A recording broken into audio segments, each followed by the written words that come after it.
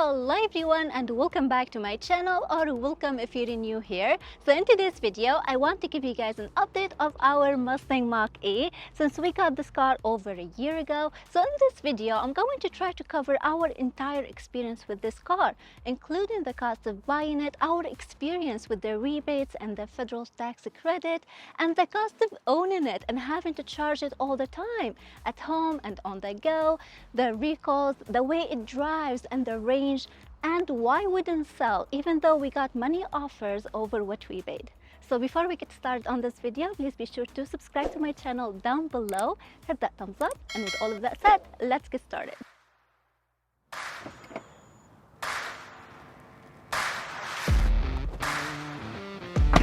Alright guys, so this is the 2021 California Route 1 edition. We have the rear wheel drive with the big extended battery, which is the 300 miles range, and this car is really fast. It does have 0 to 60 in less than 6 seconds. We actually reserved this car back in January of 2020, and we got guaranteed price from the manager, no markup, because like you guys know, a lot of dealerships were and still putting higher price tags on these cars. That's why we wanted to make sure that we get price without markup, and which we did. This car was out the door after taxes and everything we got for $54,000, and we thought this was reasonable price because a lot of gas car, you guys know, still costs over $50,000, and considering that I was promised to get $10,000 back. Federal tax credit, it is $7,500, and we have a state clean vehicle, $2,000, and the clean fuel reward is $1,500. It all equals out to $11,000. Now, did we get all that money? Unfortunately, we didn't. We found out that you have to submit your application for the rebates within 90 days of purchasing the car, and we definitely missed that time frame because we thought we can just do it with our taxes, and that wasn't the case. And for the federal tax credit, we also learned that you need to make a lot of money to earn the full amount, so we only got $1,500. So please pay attention to that. If you are planning on getting this car, make sure to submit your application for the rebates within that time frame, and for the federal tax credit, do your research and see what you're eligible for. Now, the insurance on this car costs about $1,200, but this car really shines at the pump. Just kidding, we don't put gas in here. Luckily, since the gas prices are record high right now, we only go to Chevron. You can probably get it less somewhere else, but we like Chevron. And right now it's about like $6.29 per gallon, and that's for, you know, regular too. So I can fill this car up for $18, and I can drive over than 300 miles. You guys know $18 is less than 3 gallons of gas, and average car, you know, being very generous, average car gets you like 30 miles per gallon. That will probably last for 90 miles. And at home, I can charge it, actually, I should say, I pay 19 cents per kilowatt. I have the AV special pricing with my electric company. So if you have electric car, you have to ask your electric company for the special pricing. You get discount for owning electric vehicle. Now, something is extremely important when you are looking for an electric car is how you charge it and how fast you charge it. On the Ford Pass app, you can actually check your chargers option on the route that you're going. You can kind of plan your trip ahead of time. You can also check that on the screen inside of your car. At home, at first we tried the 120 volt. It is basically any outlet that your house have, and it is very slow. It takes a couple of days for the car to charge. So we definitely wanted to improve that, so we installed the 220 volt in our garage. It is basically the outlet that your dryer uses, and that is fast charger, considered level 2, because it will charge the car in like 6 hours, which is still nice because I can go on in my day, you know, run down the battery, come back home at night, plug in the car, it is ready the next morning, fully charged. So I like that, and I feel that's what most people use. They just charge the car at night. And of course, you have the DC fast charging, which is considered the fastest chargers out there, like the EVgo and the Electrify America. They can charge your car in like 20-30 minutes, and they are usually located near the freeway, which is really nice and convenient. Now, the one I'm at right now, it is actually inside of our Walmart parking lot, which is nice. But I should mention this Mach-E has a DC limit charge at 80%, which means the car will slow down the charge once it hits that 80% mark. Now, Ford said they're going to upgrade this number to 90%, and whoever got the new software update, people are noticing the car is charging faster and they are getting better range. And lastly, I want to mention there are plenty of ways to charge your car for free. Right now, I'm still using whatever I have left on my complimentary free charge that I got from Ford when I first bought this car.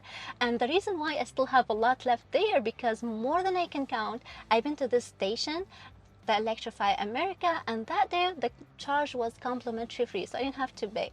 I also go a lot to the charge point station, and ours is located inside our Target parking lot, which is very nice and convenient. So I go shopping there, I plug my car, and the first 2 hours are free, and then you get charged like $2 per hour.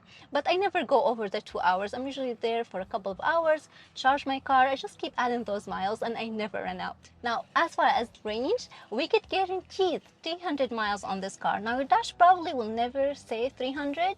And I learned that because if you guys remember in my review video, I was kind of nervous about that. But I learned that as you're driving, your computer constantly updates the miles. Now, as far as recalls, we got a couple of them. One for the software update, the phone as the key is not working properly, and a couple more issues. I didn't do that yet because you have to take your car to the dealership. I was waiting for the over-the-air update to be released. We were promised of it back in October, but that didn't happen. And I just keep my key fob on hand all the time, just like a regular car. It doesn't really bother me. And the other recall we got for the sunroof, top, and the windshield. I guess they're not installed on properly, and eventually they can just detach and fly off. You still need to take your car to the dealership. Again, that's why I didn't do it yet, but I understand this is a safety issue and I really should do it very soon, and I will probably. But I just have a lot of respect for Ford, and I understand that this is their first all-electric car, and always first-time product is going to have issues. Just remember, it takes only $18 to fill this baby up. We added a few nice touches to the car I want to show you guys, starting with the rubber floor mats. So we got these from Ford, and they are very nice rubber, and they have the Mach-E logo, which is really nice. And again, they are made of rubber, so that's more protection, and they just look nice as well.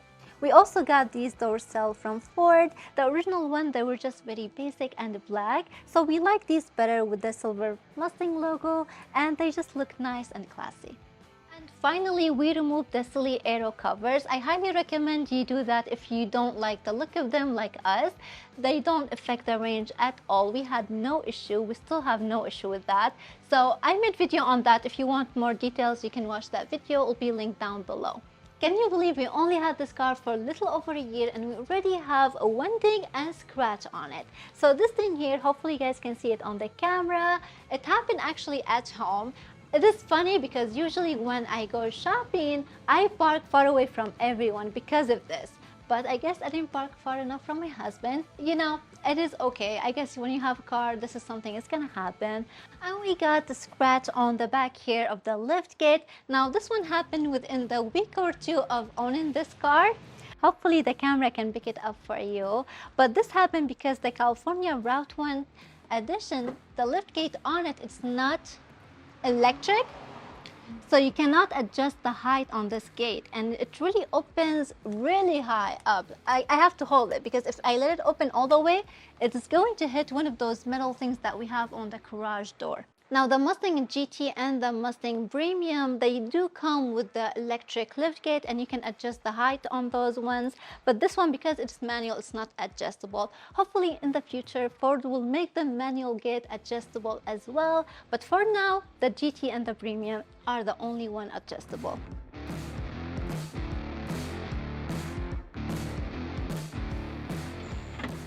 I really like this car. I think Ford did a fantastic job. Still the best looking EV on the market, at least in my opinion.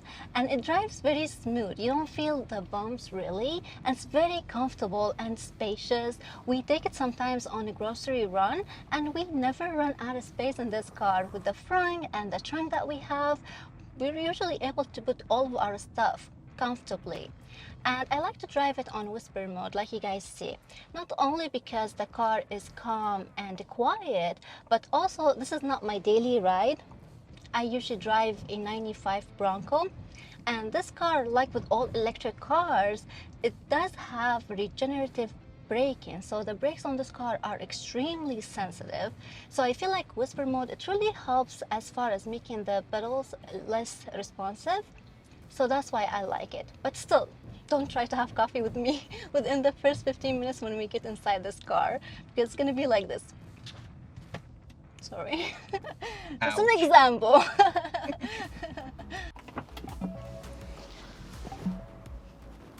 I feel this Mustang Mach-E is one of the best and nicest AVs on the market right now. We get a lot of compliments even from Tesla owners. So if you do want to get one, I recommend the California Route 1 and the Premium. The GT is nice, it's just too low on range. If they ever make a GT over than 300 miles on range, I will definitely buy one, maybe sell this one.